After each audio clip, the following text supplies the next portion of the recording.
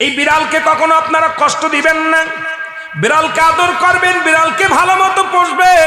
বিড়াল যদি কোনো জাতির জন্য দোয়া করে, কোন গৃহস্থর জন্য দোয়া করে, ওই সংসারের মধ্যে উন্নতি শুরু হয়ে যায়। ওই সংসারের মধ্যে আর এক নাম্বার হলো, যে ঘরে বিড়াল থাকে সেই ঘরে জিন আসতে পারে না, জিন বাস করতে পারে না। আর একটা ঘোষণা শুনে নেন, নবীজি বলে গেছেন, যে ঘরের মধ্যে বিড়াল ছানা বাস করে ওই ঘরের মধ্যে জিন জাতি প্রবেশ করতে পারে না। তাহলে ছোট ছোট মাসুম বাচ্চাগুলো যে ঘরের মধ্যে থাকে, মুসলমান অনেক সময় জিনের আশ্রয় পড়ে যায়, অনেক সময় জিনে আসর করে, ওই ঘরের মধ্যে জিনে আসর করে।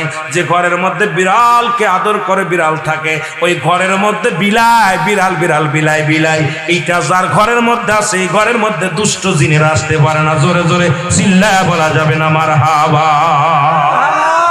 একবার নবী সুলাইমান আলাইহিস সালাম শুনতে পাইলেন পাশের বাড়িতে একটা কুকুরকে কষ্ট দিয়ে